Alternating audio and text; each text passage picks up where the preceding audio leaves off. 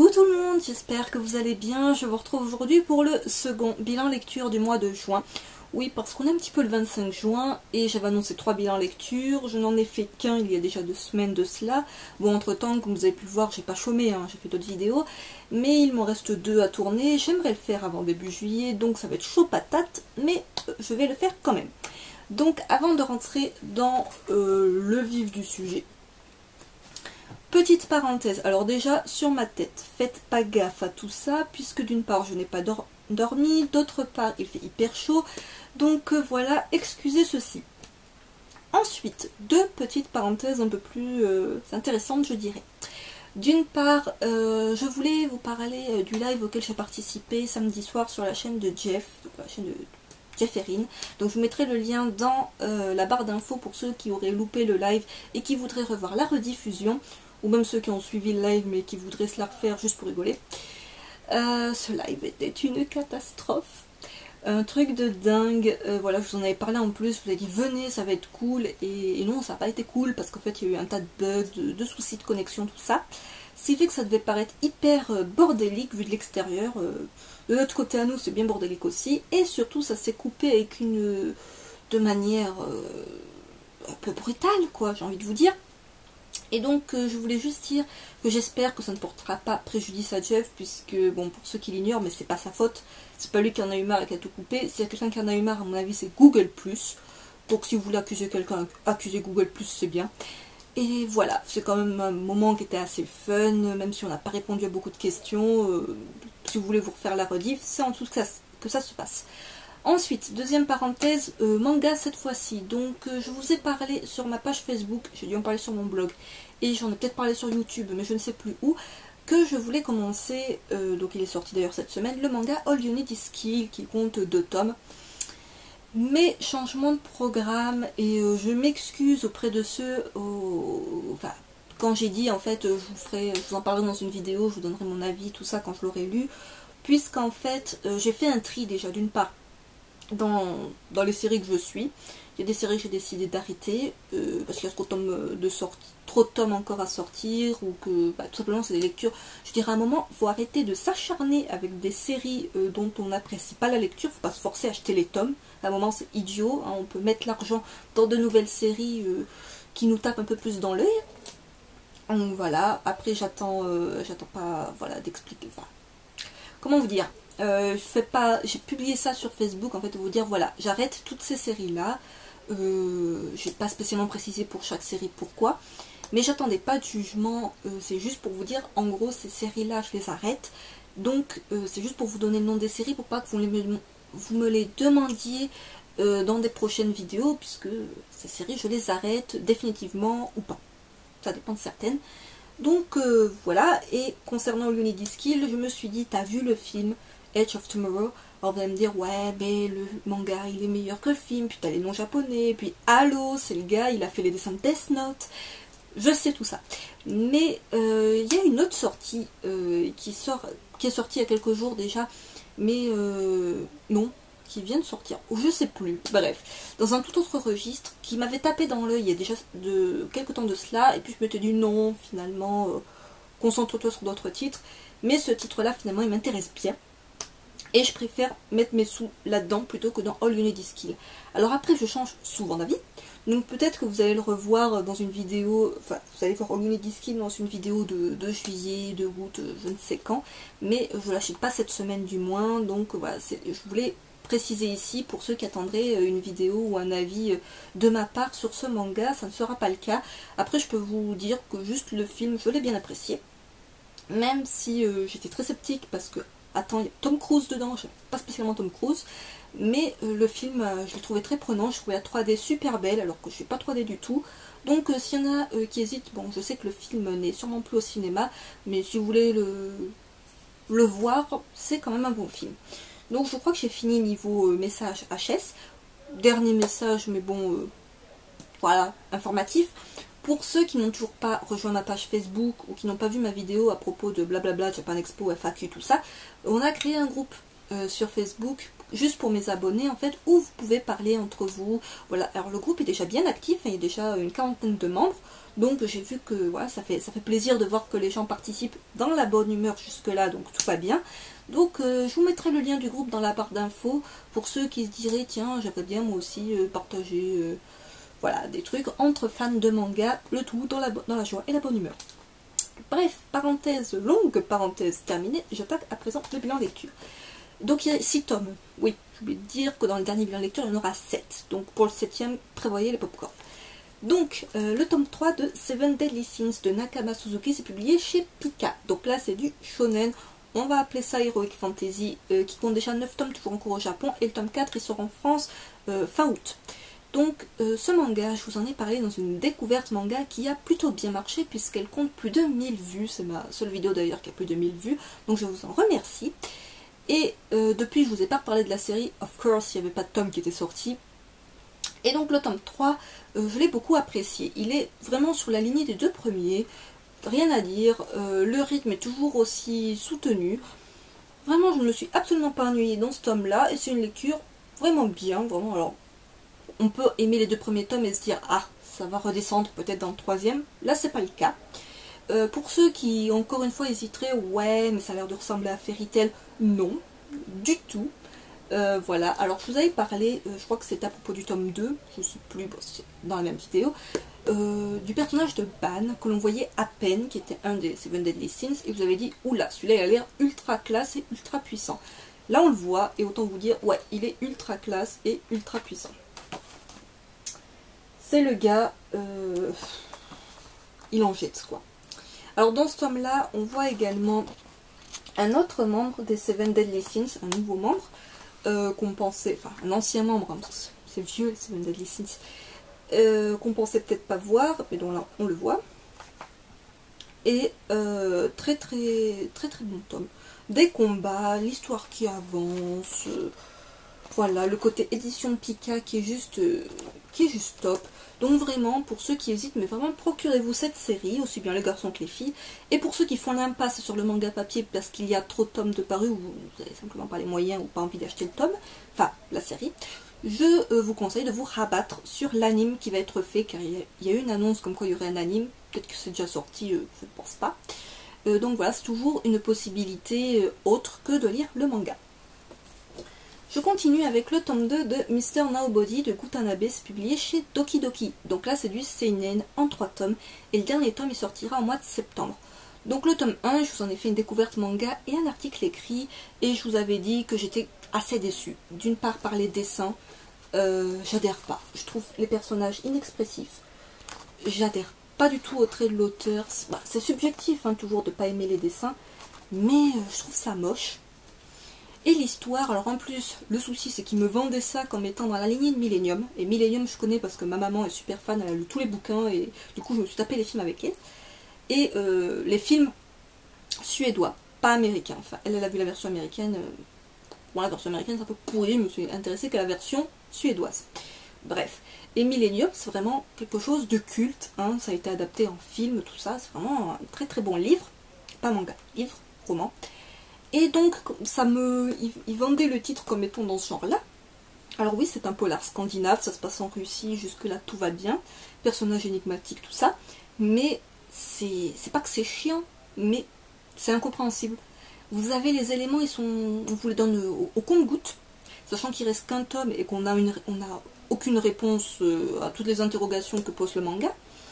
Et donc vraiment j'ai ramé à le lire ce tome 2, mais ramé à mort, autant vous dire, j'ai été plusieurs fois, je me dis non tant pis je laisse tomber, je le présente pas, ou je dirais je l'ai pas lu, mais bon quand même je suis bon, tu vas la terminer cette série, tu vas te forcer par contre à la terminer cette série, et je me suis forcée à lire, vers les 3/4 ça se débloque, on commence à capter des trucs, mais c'est franchement pas clair, c'est franchement, enfin c'est pas que c'est pas prenant, mais c'est que vous comprenez rien. Des fois les dessins, vous ne comprenez pas l'action, vous ne comprenez pas ce qui se dit, vous confondez un peu les personnages. C'est vraiment pas une lecture que je vous conseille. Après ce n'est que mon avis, si vous voulez vous faire un avis, bah achetez-le. Après tout il n'y a que 3 tomes. Mais c'est une édition qui est un petit peu chère pour un manga qui déjà, l'édition ça va, c'est tout simple quoi. Ça vaut pas vraiment son prix, je sais plus le prix mais c'est pas donné. Hein. Donc voilà, c'est vraiment pas un titre par contre que je vous conseille.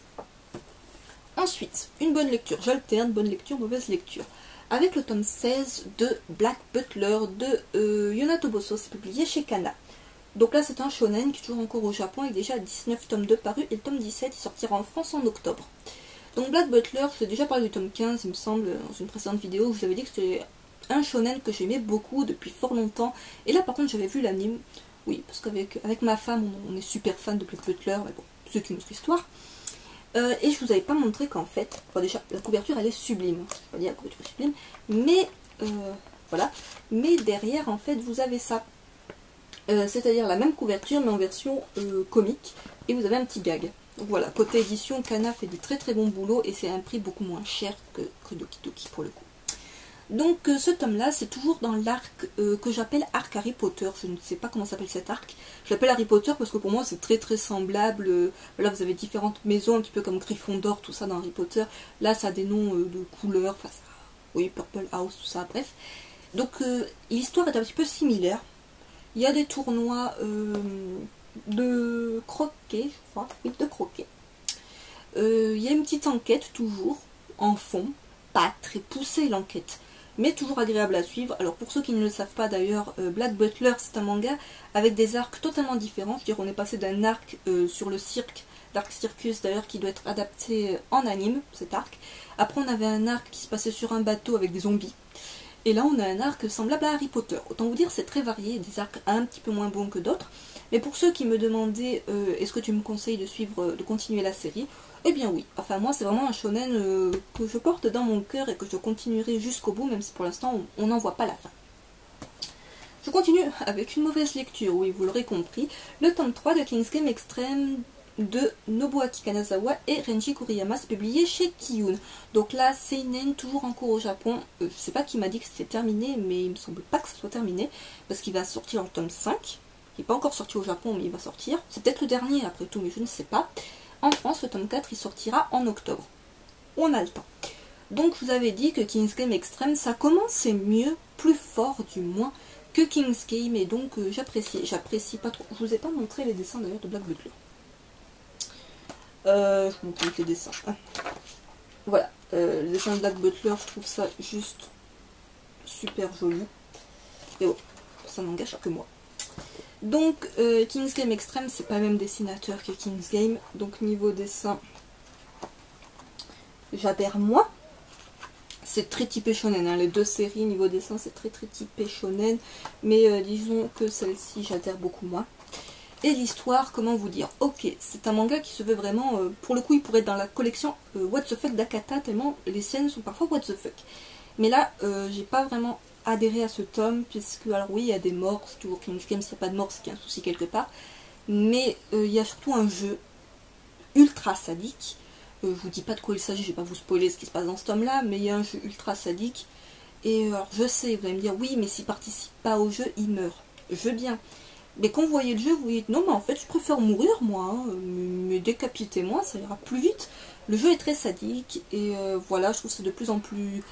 C'est pas gorissime comme ceci. Mais voilà. Si vous cherchez un bon survival game, c'est vraiment pas un titre que je vous conseille. Ça c'est le titre un petit peu détente. Alors, pour le coup c'était pas une bonne détente du tout. Donc j'ai pas spécialement hâte d'avoir la suite. Je trouve le côté édition de Kiyun fait toujours de très bons travaux d'édition, c'est pas le problème. Mais la couverture, voilà quoi, j'ai envie de vous dire, c'est pas top. Et c'est vraiment pas un titre... je sens que la fin va me décevoir comme m'a déçu la fin de King's Game. Donc voilà, pas très convaincue par ce tome 3. Je continue avec une bonne lecture avec le tome 2 de Noble Paysan de Hiromu Arakawa, publié chez Kurokawa. Donc là c'est un shoujo, c'est pas de bizarre dit comme ça mais c'est un shoujo qui compte 3 tomes, toujours en cours au Japon. On n'a pas de date encore nous pour le tome 3 puisque le rythme est très très lent. Je vous ai parlé du tome 1 dans une de mes toutes premières vidéos, donc si vous voulez fouiner c'est dans les premières. Et le tome 1 j'avais adoré, ce manga c'est un concentré d'humour. Je veux dire c'est des gags en pagaille, ça se présente comme ça. C'est un découpage vraiment de tout petits chapitres, petites anecdotes à propos du passé de Hiromu Arakawa, qui est, je le rappelle, la mangaka qui a fait Full Metal, Hero Tales et Silver Spoon. Et donc là, c'est une œuvre autobiographique où elle nous parle de son passé de paysanne, de sa famille d'agriculteurs, et donc de l'agriculture au Japon, comment ça se passe.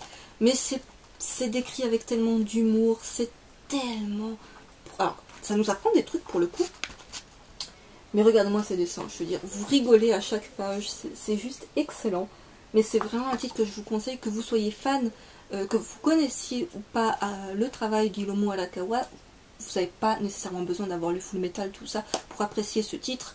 Et donc voilà, le titre est un peu cher, il coûte 9,10 €. Bon, après vous pouvez voir que c'est un plus grand format, même s'il est tout fin. Vous avez les pages couleurs au milieu. Kurokawa fait un travail, comme Kiyun, je veux dire, impeccable. J'ai jamais été déçue par leurs œuvres. Voilà, là encore, sous la couverture, vous avez des petits gags, comme elle faisait, il me semble, pour Full Metal d'ailleurs. Et derrière, vous ne pouvez sûrement pas le lire, mais en dessus du code barre, il y a marqué « À consommer de préférence avant la fin des haricots ». Donc niveau édition, c'est parfait, quoi. Et c'est vraiment le moment ultra détente. J'attends toujours les tomes avec impatience de cette série, car je sais que ça va être que du bonheur. Et je conclue avec un shonen qui a été aussi une très bonne lecture. On finit sur une bonne lecture. Le tome 4 de Haikyuu de Haruichi Furudate, c'est publié chez Kase Manga. Donc là c'est du shonen sport qui est toujours en cours avec, que je ne dise pas de bêtises, 11 tomes toujours en cours. Le tome 5 il sort fin août et le tome 6 il sortira pour octobre. Donc celui-là, je vous en parle systématiquement quand il y a un tome qui sort, puisque c'est tout bonnement le shonen qui m'a réconcilié avec les shonen sport, dont j'étais pas particulièrement fan, même si je suivais déjà Kurokos Basket. Ben, c'est un petit peu dans cette lignée-là en fait, c'est-à-dire des matchs très prenants, voilà c'est du volley, des scènes très dynamiques, un dessin vraiment, vraiment agréable, très fluide, impeccable, et c'est bourré d'humour. Voilà, je veux dire, vous avez des scènes très drôles. Voilà, je sais pas où il y en a, vous avez des petites scènes drôles comme ça. Et donc dans ce tome là, qu'est-ce qui se passe en fait? Donc c'est un affrontement entre le lycée, je regarde derrière, Karasuno, qui est le lycée de nos héros je dirais, et l'équipe du lycée Nekoma. Donc Neko-chat, et l'autre c'est une équipe qui est comparée à des corbeaux, mais qui est comparée à des petits corbeaux, puisque, oups là, je vais mettre un petit peu corné, puisqu'en fait ils ne sont que des débutants pour la plupart dans cette équipe, et donc ils sont comparés à des tout petits corbeaux alors que les autres sont comparés à des chats adultes. Donc voilà, c'est un match d'entraînement, seulement, enfin des matchs d'entraînement, et on voit l'évolution des personnages voilà, qui apprennent de leurs erreurs, qui s'améliorent petit à petit, même s'ils ne gagnent pas forcément, ben, ils s'améliorent quand même. Ce personnage là qui m'a beaucoup plu, qui fait partie du lycée Nekoma, qui est un petit peu le personnage comme le... j'ai zappé son nom, veuillez m'excuser, le personnage principal en fait de Kurokos Basket, celui avec les cheveux bleus, qui est un petit peu, qui paraît un petit peu fantôme dans Kurokos Basket, qui est un petit peu, voilà, le gars qui a pas une grande carrure, qui a un look un peu particulier, qui est un petit peu dans sa bulle. Voilà, c'est exactement ça, ce personnage-là. Et quand il est sur le terrain, par contre, ben, c'est quelqu'un qui se donne à fond et qui en jette. Et c'est exactement le cas là aussi. Ce qui m'a un petit peu chiffonné, je dirais, c'est que les groupes, enfin les deux équipes, quand elles se mettent face à face, vous avez en fait des binômes qui se forment entre les personnages. C'est un peu comme s'ils se regardaient en miroir, puisqu'en fait on retrouve à chaque fois deux mêmes caractères dans chaque équipe. Voilà, des personnages similaires, en fait, c'est comme si les équipes étaient vraiment, oui, parallèles. Donc je trouve ça un peu gros, hein, un petit peu typé vraiment shonen facile, enfin la ficelle, je dirais, scénaristique assez facile. Mais à part ça, c'est vraiment une lecture, mais alors détente, rafraîchissante, excellente, que je vous conseille. Et pour ceux qui feraient l'impasse, car la série est toujours en cours, eh bien sachez qu'il y a un anime. Je ne suis toujours pas branchée anime, mais j'ai vu qu'il y avait déjà, il me semble, 12 épisodes de sortie. Donc voilà, c'est toujours une alternative, encore une fois, comme Seven Deadly Sins. Si vous ne voulez pas, merci la moto, si vous ne voulez pas vous plonger dans le manga papier. Donc voilà, j'en ai terminé avec ce bilan lecture. À présent, je vous quitte pour me replonger dans Dengeki Daisy, puisque le dernier tome, le tome 16, est sorti cette semaine, et je l'achète demain, je fais mes achats demain. Et voilà, j'ai envie de me relire les 15 premiers tomes, puisque je ne sais plus où je m'étais arrêtée en fait. Mais c'est vraiment mes shoujo préférés, j'aurai sûrement l'occasion de vous en reparler dans une prochaine vidéo. Au moins dans le In My Mailbox du mois de juin qui paraîtra début juillet, vous entendrez parler du tome 16 de Dengeki Daisy. Et c'est vraiment un très très bon shoujo, et donc j'ai hâte de me replonger dans cette lecture. Donc comme d'habitude, dites-moi en commentaire si vous suivez quelques tomes parmi ces séries, s'il y en a qui vous intéressent ou pas. Et je vous dis à très vite.